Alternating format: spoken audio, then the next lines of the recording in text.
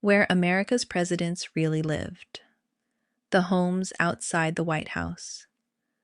Before America's presidents entered the White House, they came from Mount Vernon's piazza over the Potomac, Monticello's dome, Lincoln's 8-room house in Springfield, the Kennedy lawns at Hyannisport, Reagan's Mountain Ranch, and Trump's Palm Beach Club. Washington had Mount Vernon, Jefferson had Monticello, Lincoln had Springfield, Kennedy had Hyannisport, Trump had Mar-a-Lago. The White House shows the office. These homes show the lives behind it. George Washington helped choose the site of the White House and oversaw its early planning, but he never lived there. His presidency ended before the federal government moved permanently to Washington. The story begins somewhere else. The founders. George Washington, first president, 1789 to 1797, Mount Vernon, Virginia. George Washington's true home was Mount Vernon, the estate overlooking the Potomac River that he expanded into one of the most recognizable houses in America. The mansion began around 1734 and grew in stages under Washington's direction. By the late 18th century, it was almost 11,000 square feet, with formal rooms, a full cellar, gardens, outbuildings, working farms, and a long piazza facing the river. The style was Georgian with Palladian influence, balanced, classical, orderly, and meant to impress. But one of the most interesting details is that Mount Vernon was built of wood made to look like stone.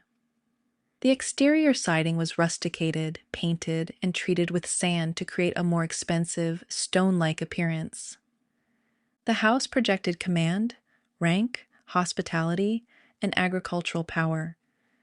Yet that elegance depended on enslaved labor. Behind the formal rooms were kitchens, workshops, fields, and the people whose forced work sustained the estate. Long before there was a permanent presidential mansion, Mount Vernon showed visitors how Washington wanted to be seen.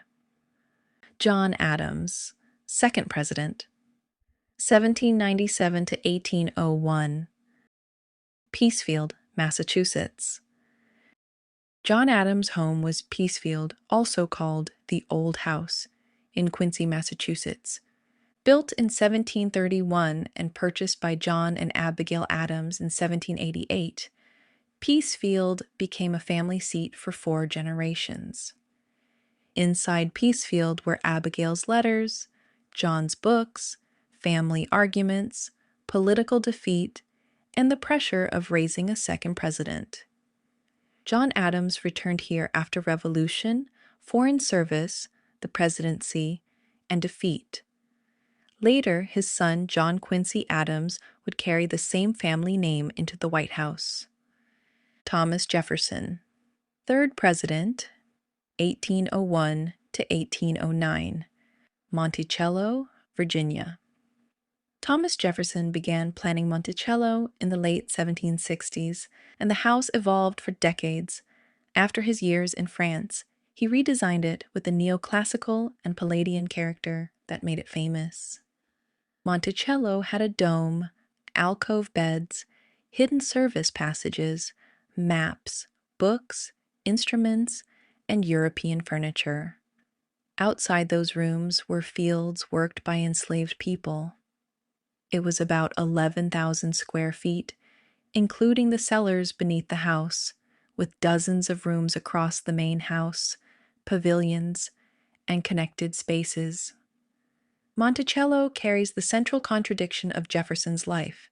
Its rooms suggested liberty, taste, and reason. The plantation around them depended on slavery. James Madison, fourth president, 1809 to 1817, Montpelier, Virginia. James Madison's Montpelier began as an 18th century Georgian plantation house and was enlarged over time. Madison expanded it for his life with Dolly Madison, giving the house more formal rooms for family, guests, politics, and entertaining. At Montpellier, Madison's study, Dolly's drawing rooms, enslaved labor, inherited land, and Virginia politics all met under one roof. James Monroe, 5th President, 1817 to 1825, Highland and Oak Hill, Virginia. James Monroe is often linked with Highland, his property near Jefferson's Monticello. Highland was simpler than Monticello, a Virginia plantation home tied to Monroe's years as a Revolutionary veteran, diplomat, senator, governor, and president. Later, Monroe lived at Oak Hill, a larger estate associated with his later years. Monroe's homes belonged to the same Virginia circle as Washington, Jefferson, and Madison. Neighboring plantations, political alliances, family ties, and enslaved labor. John Quincy Adams, 6th President, 1825 to 1829, Peacefield, Massachusetts. For John Quincy Adams, Peacefield was both a family home and a burden. He grew up in a household where public service was treated almost like an obligation. By the time he inherited the Adams legacy, the house already carried the weight of a revolution, a presidency, and his mother's fierce expectations. After losing the presidency, he returned to Congress and became one of the strongest anti-slavery voices of his later years. Frontier, plantation, and political houses. Andrew Jackson, 7th President, 1829 to 1837, The Hermitage, Tennessee. Andrew Jackson's home was the Hermitage near Nashville. It began as a plantation house and was later rebuilt and enlarged into a Greek Revival mansion with a columned front. The property reflected Jackson's image: military hero, landowner, slaveholder, patriarch, and man of force. The Hermitage was also marked by grief. Rachel Jackson died in December 1828, after the brutal presidential campaign and before Jackson entered the White House. He went to Washington without her. When he returned to Tennessee, the Hermitage carried victory, anger, memory, and loss. Martin Van Buren, 8th President, 1837 to 1841, Lindenwold, New York. Martin Van Buren's home was Lindenwold in Kinderhook, New York. The house began in the late 18th century and was later enlarged with Gothic Revival and Italianate touches. Van Buren bought it in 1839 near the end of his presidency and used it as a retirement home and political base. Lindenwold gave Van Buren a Kinderhook base, close to the New York roads, visitors, letters, and party politics that had made his career. William Henry Harrison, 9th President, 1841, Grouseland, Indiana. William Henry Harrison is remembered for serving only 31 days as president. But before that, his home at Grouseland in Vincennes, Indiana, represented power on the western frontier. Built in the early 1800s, Grouseland was a large brick federal-style mansion. That matters because Harrison's campaign famously used log cabin imagery to present him as a rough frontier figure. The real story was more complicated. Harrison was born into Virginia status, governed territory, negotiated with native leaders, and lived in a house meant to project authority. Grouseland was no cabin. John Tyler, 10th President, 1841 to 1845, Sherwood Forest, Virginia. John Tyler's home was Sherwood Forest in Virginia. The property had 18th century origins, but Tyler expanded the house after purchasing it in the 1840s. It became famous for its great length, with additions stretching across the landscape. The name was personal. Tyler called it Sherwood Forest because he saw himself as a political outlaw after much of his own party rejected him. James K. Polk, 11th President, 1845 to 1849, Polk Place, Tennessee. James K. Polk planned to spend his retirement at Polk Place in Nashville. He purchased the house in 1847 while he was president and had it prepared for his return, but Polk barely lived there. He left office in March 1849, returned to Nashville, and died there that June. Polk Place was demolished in 1901. He expanded the nation dramatically, served one term, came home exhausted, and died before retirement could begin. Zachary Taylor, 12th President, 1849 to 1850, Springfield, Kentucky. Zachary Taylor's childhood home was Springfield, near Louisville, Kentucky. The brick house gave his story a fixed domestic setting after decades spent moving between army posts. Taylor became famous as Old Rough and Ready, the plain-spoken general of the Mexican-American War. But Springfield adds another layer. He came from a slave-holding Kentucky family and belonged to a landscape of land, rank, and frontier plantation life. Millard Fillmore, 13th President, 1850 to 1853, Fillmore House, New York. Millard Fillmore's East Aurora house was modest compared with the great presidential estates.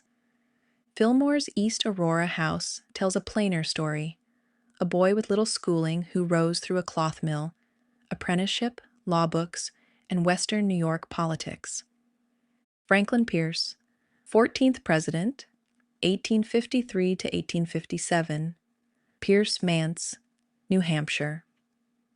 Franklin Pierce's home in Concord, New Hampshire, is known as the Pierce Manse. It is a 19th century Greek revival house that the Pierce family occupied from 1842 to 1848, suited to a rising New England politician. But Pierce's domestic life was shattered before he entered office. 2 months before the inauguration, he and his wife Jane watched their 11-year-old son, Benny, die in a train accident. After that, the Pierce Manse reads differently. What had been the home of a rising politician became part of a life permanently marked by grief. James Buchanan, 15th President, 1857 to 1861, Wheatland, Pennsylvania. James Buchanan's home was Wheatland in Lancaster, Pennsylvania. Built in the 1820s, Wheatland is a federal-style brick house with formal rooms and Lancaster respectability. Buchanan bought it in 1848, and it became his political and social base. He was the only lifelong bachelor president, and his niece Harriet Lane later served as White House hostess. Wheatland looked settled from the outside. Buchanan left it for Washington and came back as the Union was breaking apart. Civil War and Gilded Age homes. Abraham Lincoln, 16th President, 1861 to 1865, Lincoln Home, Illinois. Abraham Lincoln's Springfield house was the only home he ever owned. He and Mary Lincoln bought it in 1844 for $1,500. It began as a Greek revival cottage and was later expanded as the family grew. The Lincolns lived there for 17 years. Lincoln's Springfield house had a parlor, bedrooms, children, neighbors, clients, and political visitors. From the street, it looked ordinary. That is part of its force. Here, Lincoln was a lawyer, husband, father, storyteller, reader, and politician. He left this house for Washington in 1861 and never lived there again. Andrew Johnson, 17th President, 1865 to 1869, Homestead, Tennessee. Andrew Johnson's home in Greenville, Tennessee, reflects one of the most unusual origins of any president.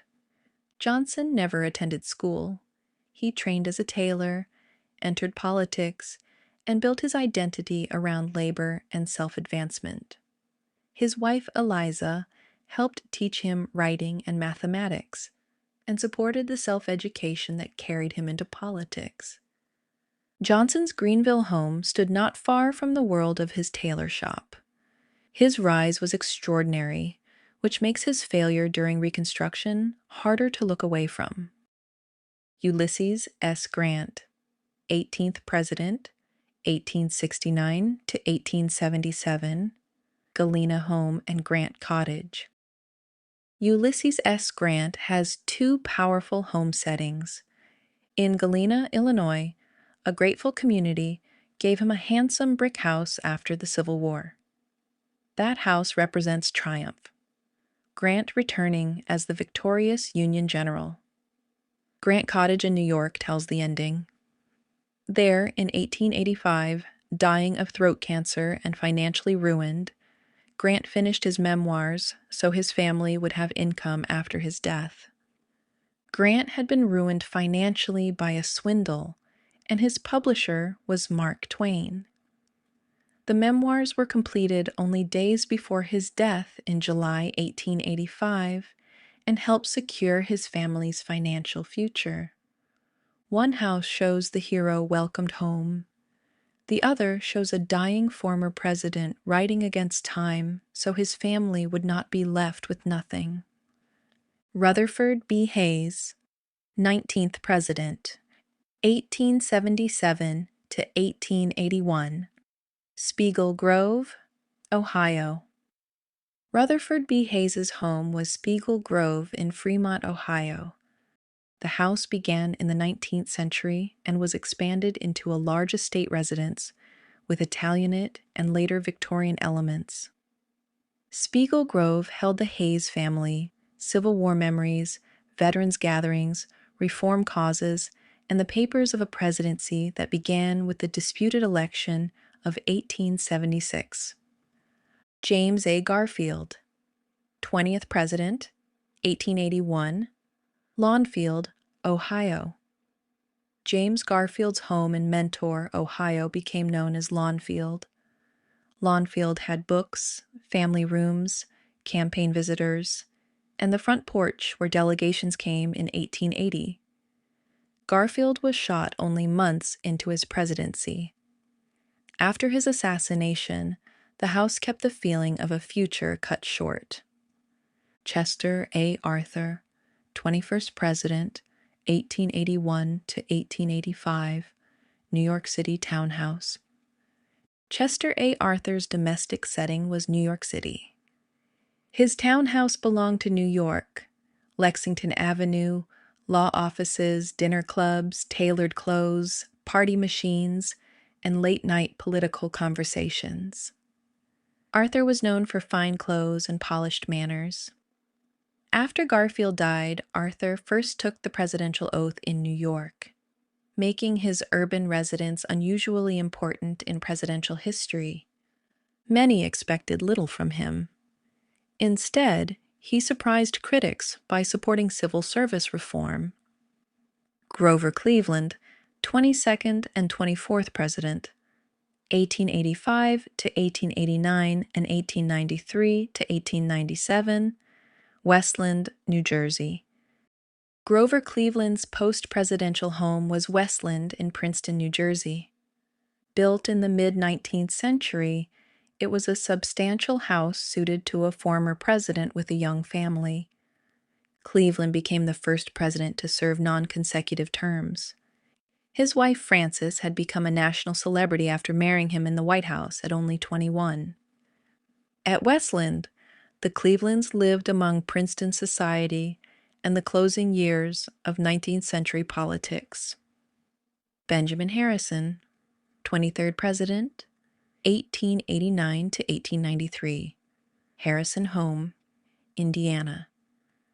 Benjamin Harrison's home in Indianapolis is a preserved Victorian residence tied to his legal career, family life, and political rise. Built in the 1870s, it is Italianate in style, with bracketed eaves, vertical proportions, and decorative details common in prosperous homes of the period. Harrison was the grandson of William Henry Harrison, but his own setting was urban, legal, religious, and late 19th century. William McKinley, 25th President, 1897 to 1901. Saxton McKinley House, Ohio. William McKinley is closely tied to Canton, Ohio. The Saxton McKinley House belonged to the family of Ida Saxton McKinley, and William and Ida lived there during important years of his political career. Canton was also the setting for McKinley's famous 1896 front porch campaign, though the campaign house and the Saxton McKinley residence were not exactly the same place. The house tells the story of his marriage as much as his politics. Ida suffered from serious health problems, including seizures, and McKinley was famously devoted to her. The presidential home becomes a public image. Theodore Roosevelt, 26th President, 1901 to 1909, Sagamore Hill, New York. Theodore Roosevelt's Sagamore Hill was completed in 1885 at Oyster Bay, Long Island. It was a shingle-style Queen Anne country house, with wood shingles, broad porches, irregular massing, and a rambling plan suited to family life and summer guests. The house had more than 20 rooms and became Roosevelt's home from 1885 until his death in 1919.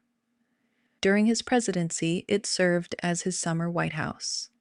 Sagamore Hill had trophy heads, packed bookshelves, children running through rooms, political guests arriving at Oyster Bay, and the harbor just beyond the house. It did not soften Roosevelt's personality.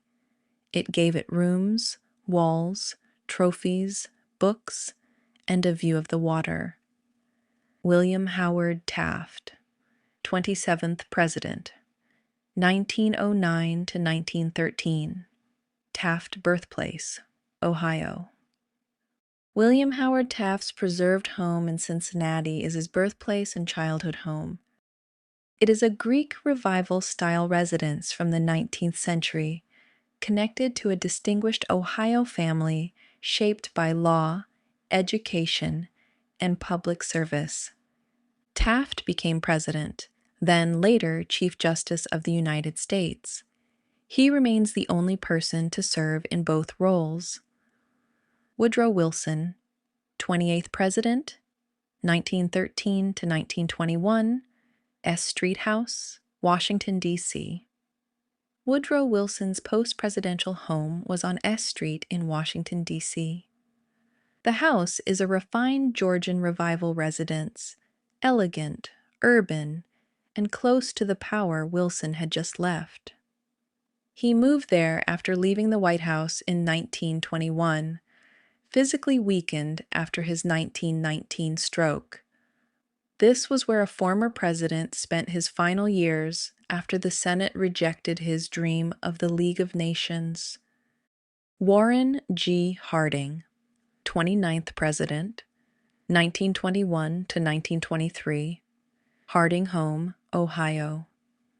Warren G. Harding's home in Marion, Ohio, became famous during the 1920 front porch campaign. Harding's Marion house had Queen Anne porches, decorative woodwork, and a front porch ready for delegations during the 1920 campaign. Crowds came to Marion while Harding promised a return to normalcy. After his sudden death in 1923, scandal gathered around his administration. Calvin Coolidge, 30th President, 1923 to 1929, Plymouth Notch, Vermont. Calvin Coolidge's defining home was Plymouth Notch, Vermont. Its power came from plainness. a rural village setting with a family home, general store, church, barns, and 19th century Vermont architecture. When President Harding died in 1923, Coolidge was visiting Plymouth Notch. His father, a notary public, administered the presidential oath in his father's living room. A small room, a father and son, and the presidency passing in the middle of the night. Herbert Hoover, 31st President, 1929 to 1933. Birthplace Cottage and Rapidan Camp.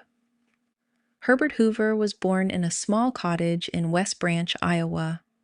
Hoover's Iowa birthplace was a 2-room Quaker cottage. Rapidan was a mountain camp of cabins, where he retreated as the Depression closed in around his presidency. Hoover was orphaned as a child and rose through engineering, mining, humanitarian relief, and public service. Franklin D. Roosevelt, 32nd President, 1933 to 1945. Springwood, New York. Franklin Roosevelt's home at Hyde Park was one of the most important presidential residences in America. Springwood began as an early 19th century house and was later expanded by the Roosevelt family.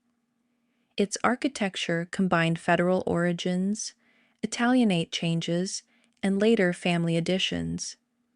FDR was born there, lived there, returned there during his presidency, received major visitors there, and was buried there. Hyde Park gave Roosevelt the same Hudson Valley backdrop through childhood, polio, depression, war, family strain, and command. The modern private retreat. Harry Truman, 33rd President, 1945 to 1953. Truman Home, Missouri. Harry Truman's home was in Independence, Missouri. The house was built by Bess Truman's maternal grandfather in 1867 and later expanded into one of Independence's prestigious Victorian homes. Harry moved in after his marriage to Bess and returned there after the presidency. After the atomic bomb, the Marshall Plan, Berlin, NATO, and Korea, Truman returned to a house on North Delaware Street in Independence. Dwight D. Eisenhower, 34th President, 1953 to 1961, Eisenhower Farm, Pennsylvania. Dwight Eisenhower's farm at Gettysburg was his retirement home and presidential retreat. The property included a working farm and a comfortable mid-20th century house. Eisenhower had commanded Allied forces in World War II. Gettysburg was the great battlefield of the Civil War. At Gettysburg, Eisenhower had cattle, a putting green, paintings, family rooms, visiting leaders, and dinner table diplomacy after decades of military command. John F. Kennedy, 35th President, 1961 to 1963, Kennedy Compound, Massachusetts. John F. Kennedy's life is impossible to separate from Hyannisport. Joseph and Rose Kennedy first rented the Hyannisport house in the 1920s and purchased it in 1928.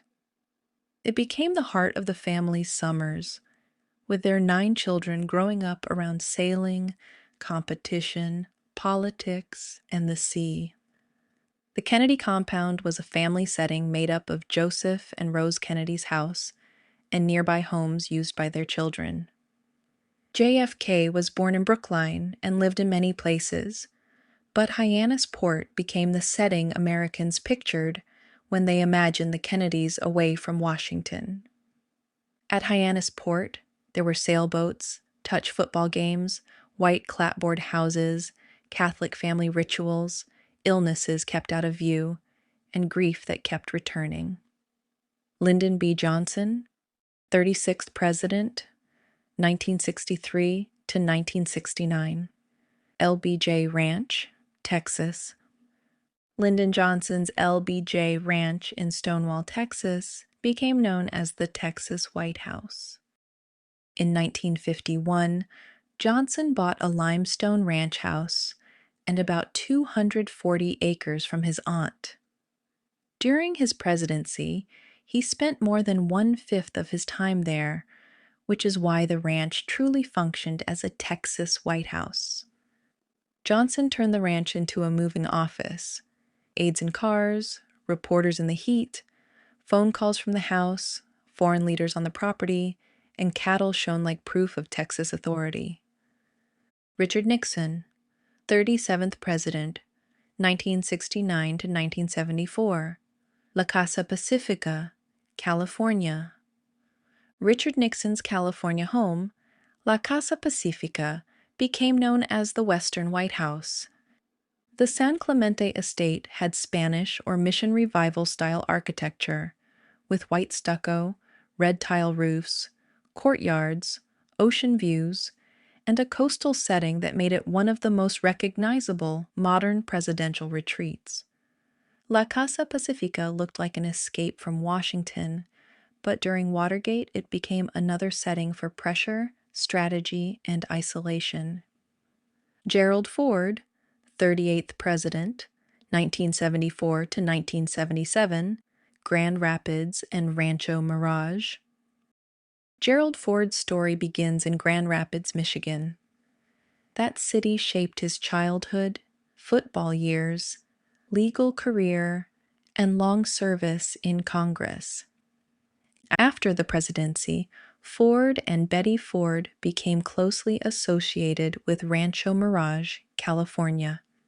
The desert setting belonged to their later life, the Betty Ford Center, and the Fords' respected final chapter. Jimmy Carter, 39th President, 1977 to 1981. Plains, Georgia. Jimmy Carter's home was Plains, Georgia. He was born nearby, grew up in the region, ran the family peanut business, returned after the Navy, and built his political identity from that small-town setting. After leaving the presidency, he returned to Plains and lived more simply than almost any modern former president. His house was a modest ranch-style home, far from the scale of Mount Vernon, Hyde Park, or Mar-a-Lago. Ronald Reagan, 40th President, 1981 to 1989, Rancho del Cielo, California. Ronald Reagan's Rancho del Cielo near Santa Barbara was his private ranch. The Reagans purchased the 688-acre ranch in 1974 near the end of his second term as California governor. It was informal, remote, and famously simple, with no central heating. Rancho del Cielo gave Reagan the images he loved: split wood, denim shirts, riding boots, saddles, mountain roads, a small adobe house, and California light. George H.W. Bush, 41st President, 1989 to 1993, Walker's Point, Maine. George H.W. Bush's defining private home was Walker's Point in Kennebunkport, Maine. At Walker's Point, the Bush image became boats, rocks, sea wind, family photographs, grandchildren, Secret Service, and old New England summer rituals. Architecturally, it belonged to the coastal shingle-style tradition, large, weathered, informal, and built around sea views. Bill Clinton, 42nd President, 1993 to 2001, Hope and Hot Springs, Arkansas. Bill Clinton's political origin story begins in Hope, Arkansas. His birthplace became central to his identity, especially the phrase, "the man from Hope." Hope gave Clinton the campaign line. Hot Springs added the complications, music, gambling, local politics, family instability, and a much rougher childhood setting. George W. Bush, 43rd President, 2001 to 2009. Prairie Chapel Ranch, Texas. George W. Bush's Prairie Chapel Ranch near Crawford, Texas, became one of the most visible presidential retreats of the early 21st century. The property covered about 1,583 acres, often rounded to 1,600.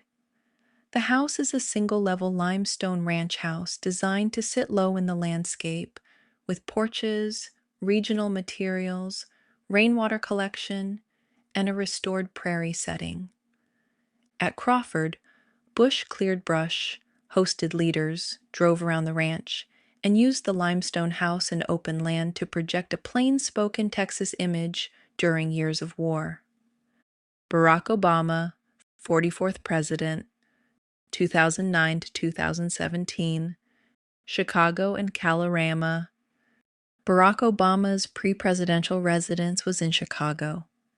He arrived there as a community organizer, built his political career there, taught law there, married Michelle Obama there, and rose from Illinois politics to the presidency.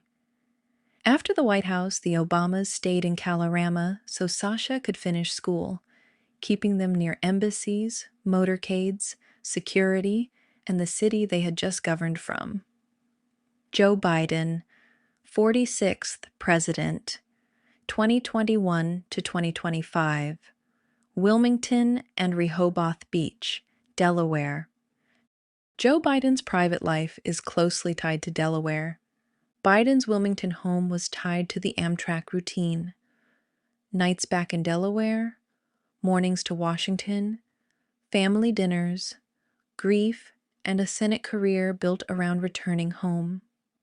His Rehoboth Beach house added a coastal retreat later in life. Family, rest, Catholic routine, and the Delaware shore after more than half a century in national politics.